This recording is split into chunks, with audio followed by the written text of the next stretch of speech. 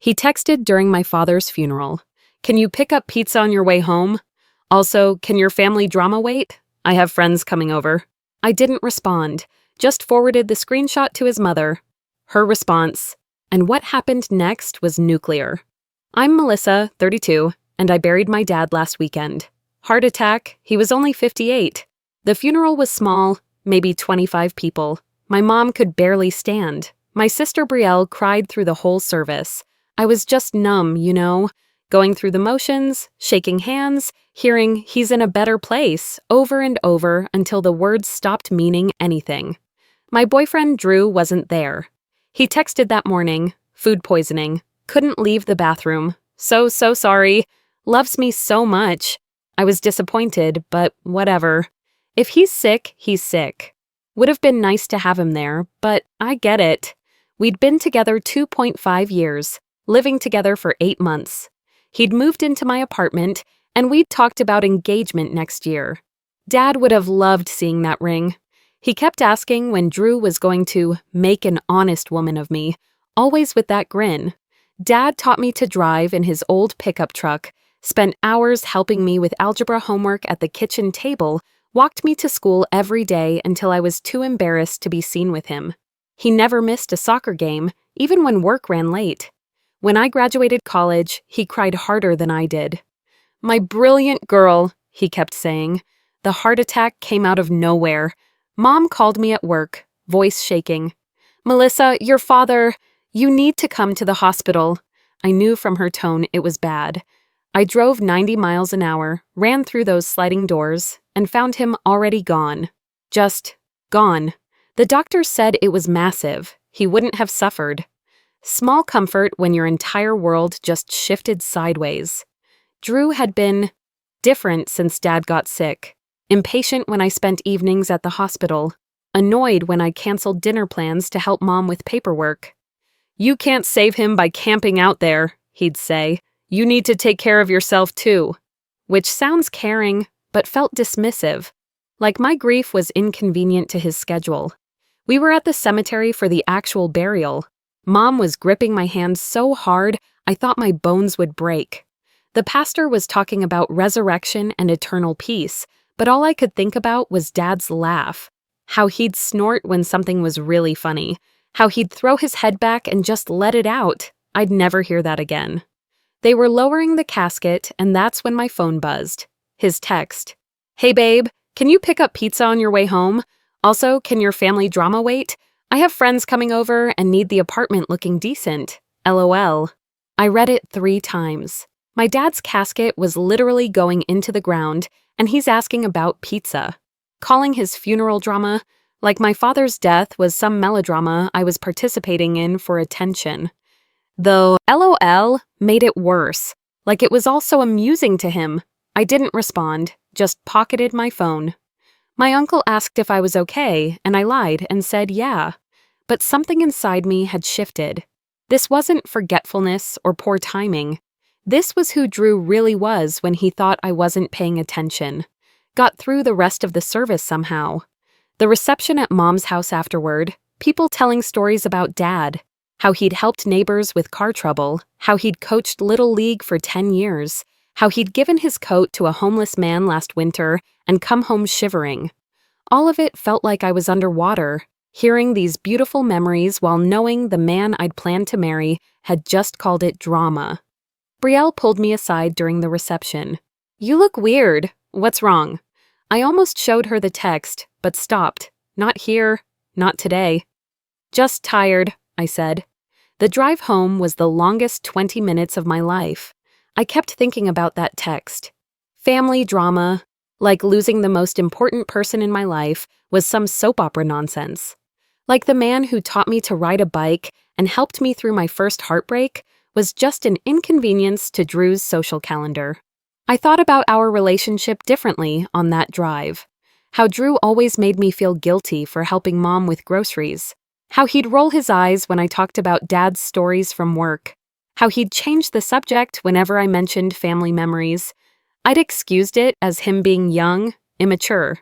He'll grow up, I'd told Brielle when she'd mentioned his selfishness. But this wasn't immaturity. This was something else entirely. I walked into my own apartment around 9 that night and immediately heard music blasting. People laughing. The living room was trashed. Wine bottles everywhere. Pizza boxes on my coffee table that Dad had helped me pick out last Christmas when I'd moved in. Drew's friends sprawled across my couch like they owned the place. One of them saw me first. "Oh, hey, you're back. How was it?" How was it? My father's funeral was it. Drew came out of the kitchen, a little drunk, smiling. "Babe, perfect timing. We need more wine. Can you run to the store?" I just stared at him. He had on the shirt I bought him for his birthday, hair done, acting like he was hosting a party. Because he was, in my apartment, on the day I buried my father. "Get out." My voice came out flat, emotionless, like I was reading from a script. He laughed. "What? Come on, don't be weird. Come have a drink with us. You've been so depressing lately. You need to loosen up." Depressing?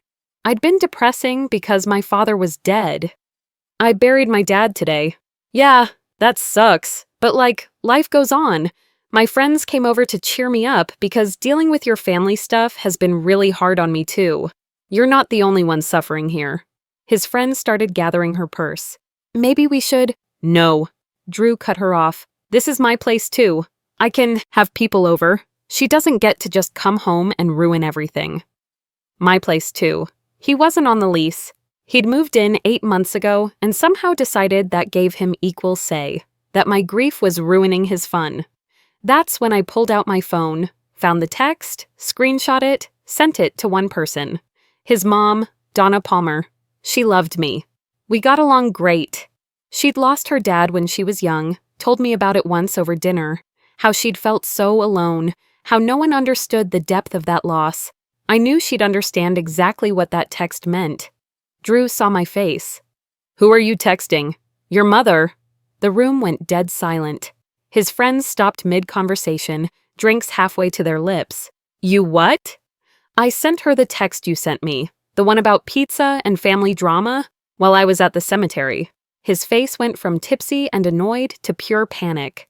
"You can't. That's private. You can't just— You called my dad's funeral drama and asked me to pick up pizza.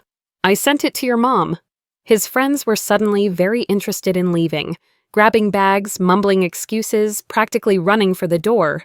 Drew was calling his mom. No answer. Calling again. No answer. "She's not picking up." His voice was getting higher, that panicked edge I'd never heard before. "Call her back. Tell her it was a joke." "It wasn't a joke." "Yes, it was. You know I joke around. This is just my sense of humor. Mel, please. My mom's going to kill me." The last friend left, door slamming behind her. Now it was just us in the wrecked apartment, pizza grease staining my carpet, wine rings on the table Dad had helped me assemble. "Clean this up, then pack your stuff. You're leaving." "I'm not going anywhere. This is my home too. Lease is in my name. You moved in 8 months ago. You're not on anything. So yeah, you're leaving." He tried crying then. Real tears now, not the crocodile tears he'd used before when caught in smaller lies. "Baby, please, I'm sorry.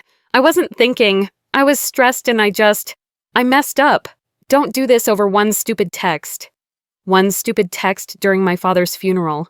I said I'm sorry, but sorry felt empty. Sorry was what you said when you forgot to pick up milk or were late to dinner. Sorry wasn't enough for calling the most devastating day of my life family drama. My phone rang. Donna. I answered on speaker. "Put him on." I handed the phone over, suddenly curious what excuse he'd craft for his mother. "Mom, I can explain." "Shut your mouth." Her voice was ice. "You know what happened when my dad died? You know what that was like for me, and you texted that girl about pizza while she was burying her father. What is wrong with you?" "It wasn't that serious. Everyone's overreacting."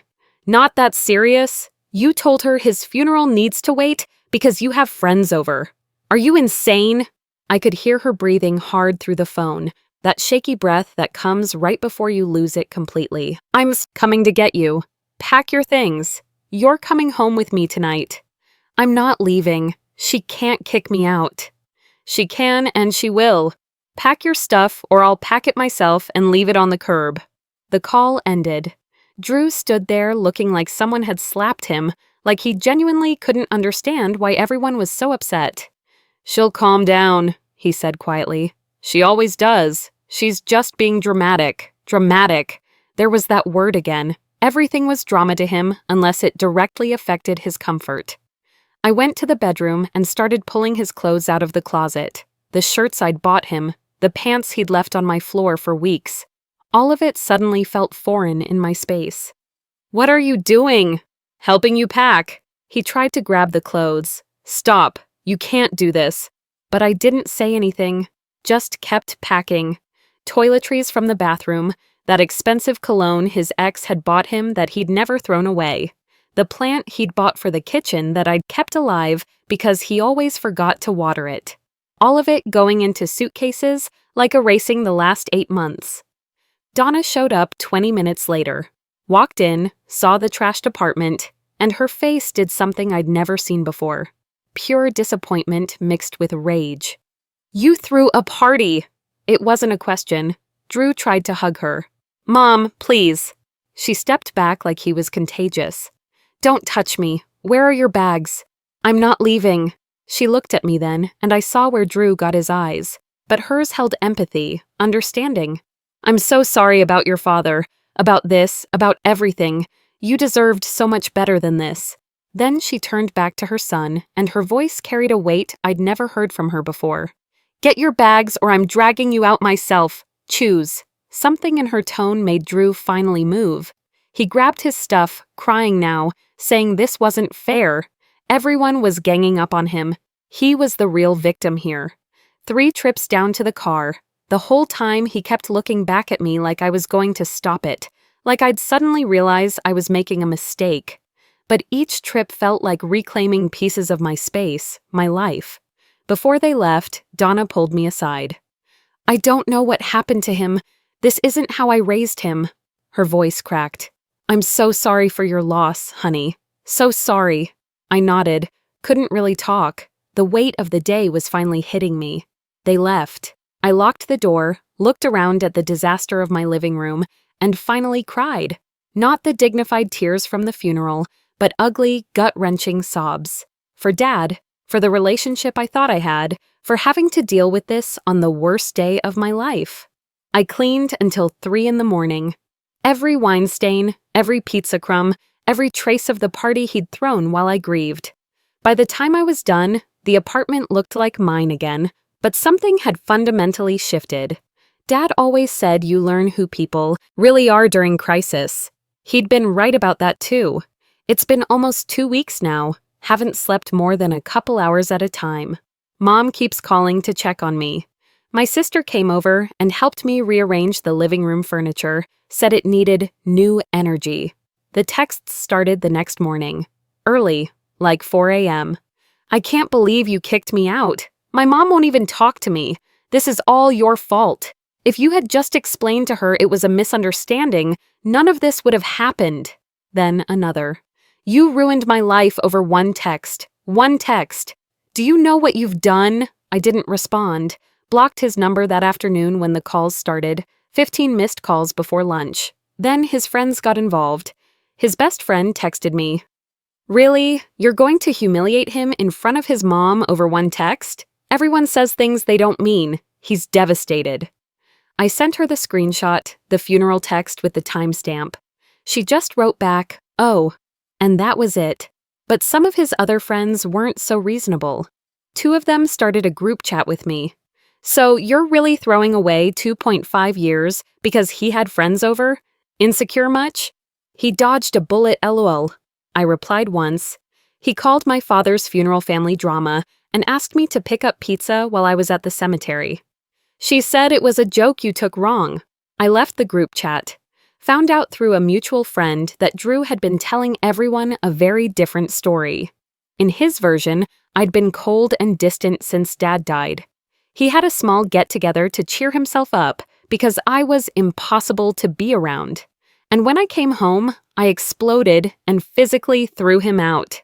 Yeah, he told people I put my hands on him. Heard about it when my coworker Jessica pulled me aside. Hey, I don't want to get in your business, but your ex is posting some stuff online, says you shoved him. I felt sick. I never touched him. His mom came and got him. None of that's true. That's what I figured. Just thought you should know. I checked social media for the first time since the funeral. Sure enough, vague posts about toxic relationships and emotional abuse, and finally safe. Comments from his friends. OMG babe, are you okay? Stay strong, King. I knew something was off about her. I wanted to blast him, post the screenshot, show everyone what he really said. My sister talked me down. Don't. People who matter know the truth. Don't waste energy on his drama.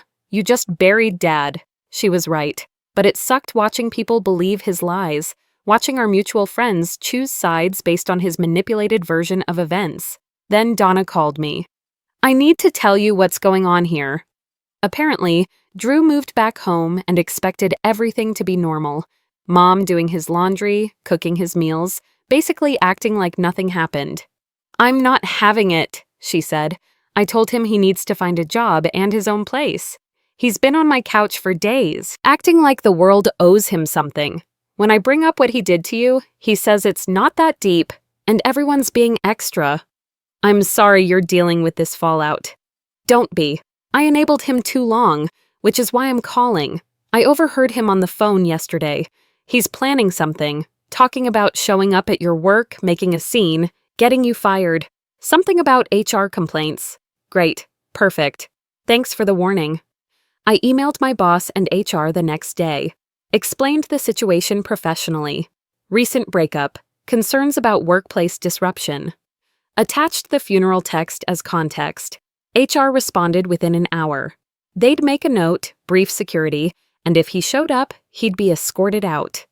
Couple days later, I'm at my desk and my phone rings. Reception. Hey, there's someone here for you. Says he's your boyfriend. Security's already down here. I went to the lobby. There he was, dressed up, hair done, holding a coffee like this with some romantic gesture. Security guard looked uncomfortable. Ma'am, he says he needs to talk to you. We can talk in the lobby. Drew smiled like nothing was wrong. Hey babe, brought you coffee. Can we talk somewhere private? We're not together. You shouldn't be here. Don't be like that. I miss you. Let's just talk, please. I drove all the way here. I didn't ask you to. His smile started to crack. Look, I'm sorry, okay? I've been beating myself up for days. My mom won't talk to me. Everyone's being weird and you won't answer my calls. Can we please just move past this? Move past you calling my father's funeral family drama? No, we're done. Please leave. You're being so dramatic. It was one text. There it was again. Dramatic. Like my reaction to his cruelty was the real problem. Security, please escort him out. That's when he switched completely. The mask just dropped. Fine, but you're going to regret this. Everyone's going to know what you're really like. How you controlled me and isolated me and abused me. I have proof. What proof?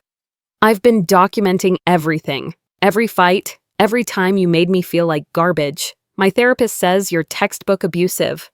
You don't have a therapist. I got one after you traumatized me, and she agrees you're dangerous. Security stepped between us.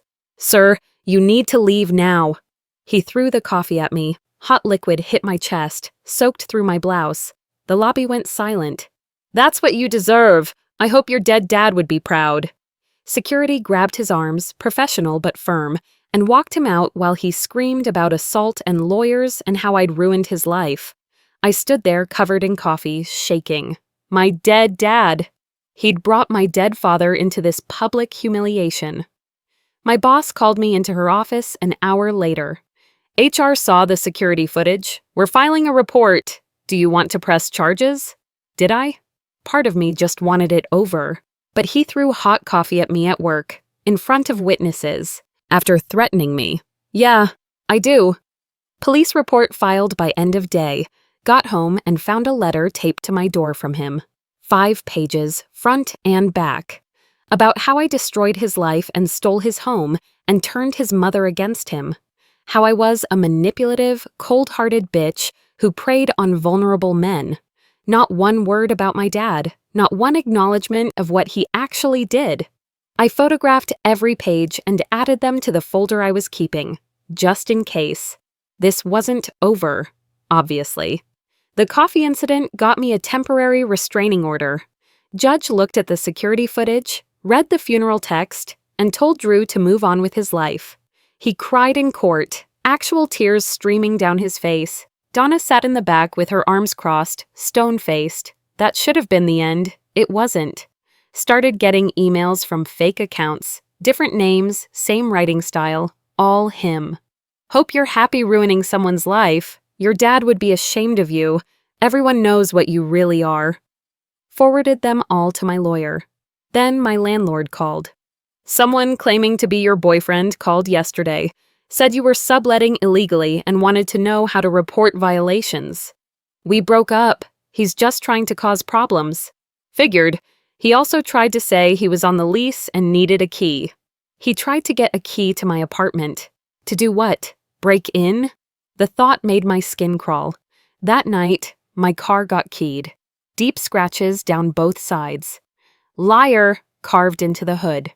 Parking garage camera caught someone in a hoodie around 2 a.m.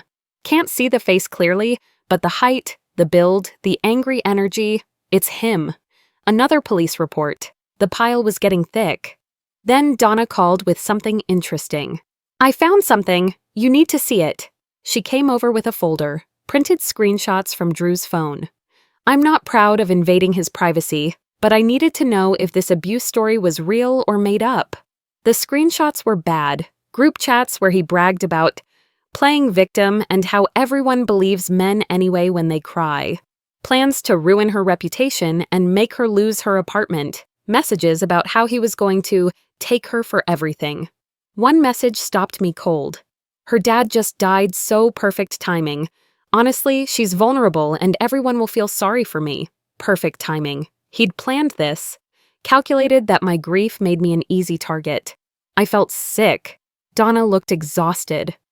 I knew he was spoiled, but this is sociopathic. I'm so sorry, Melissa. You didn't do this. He did. I enabled it by always making excuses. He didn't mean it. He's just stressed. Boys will be boys. I taught him actions don't have consequences. Took the screenshots to my lawyer the next day. This is perfect, he said. Proof of malicious intent, targeted harassment. We can get a permanent restraining order, maybe go after him for damages. I don't want money. I just want him to leave me alone. Then we make sure he understands there are real consequences. Court date set for the permanent restraining order, 2 weeks out. That weekend was Dad's birthday. Would have been 59. Small gathering at Mom's house, just family. We made his favorite dinner, meatloaf and mashed potatoes, told stories about his terrible dad jokes, how he'd laugh at his own punchlines before anyone else got them, how he'd sing off-key in the shower and claim he sounded just like Sinatra. I kept his favorite coffee mug, the one that said, "World's okayest dad," that I'd given him as a gag gift. It sits on my kitchen counter now, reminder of his humor, his humility. Got home that night, and my apartment door was cracked open, deadbolt jimmied. Called the cops, didn't go inside. They cleared it, said whoever did it was gone, nothing stolen. That's what made it creepy. Nothing taken but everything disturbed. Drawers pulled open, closet searched, papers scattered, like someone looking for something specific, or just wanting me to know they'd been there. Showed the officer my growing file, the texts, the coffee, the keyed car, the restraining order. Yeah, this is escalating, he said. You got somewhere else you can stay? Stayed at Brielle's for a few days. She was furious. Dad's been gone a month and he's doing this. What is wrong with him? I don't know anymore. Court date came. Drew didn't show up. Judge granted the permanent restraining order anyway.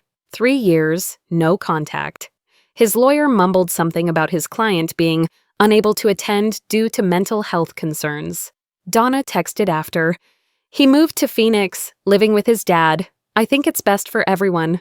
It's been quiet for 6 weeks now. Actually, genuinely quiet. Permanent restraining order in place. He's in Arizona. Blocked everywhere. Haven't heard from him or his friends in weeks. Works normal again. Boss gave me time off to deal with everything. Nobody mentions it anymore. Apartment feels like mine. Changed the locks, got a Ring doorbell, feels safer, but here's the thing. Winning doesn't feel like winning. I'm just exhausted. My dad's still gone. That's what actually matters, what hurts every day. And all this drama stole time from grieving properly. Should have been helping my mom through this, my sister. Processing that I'll never hear his voice again, never get one of his ridiculous bear hugs. Instead, I spent 2 months on restraining orders and police reports because someone couldn't handle consequences for one horrible text. Started therapy twice a week. Dr. Martinez says Drew shows signs of narcissistic personality disorder, but basically it means he's not capable of genuine empathy. He can't be fixed, just managed from a distance, far away from me. I don't wish bad things on him. That's weird to say, but it's true. I just want him gone and getting help, which he is. Donna still texts sometimes, checking on me. She sent flowers on what would have been Dad's birthday. Card said, "I'm so sorry for everything." Some of Drew's friends apologized after the truth came out. "We didn't know the whole story. We're sorry."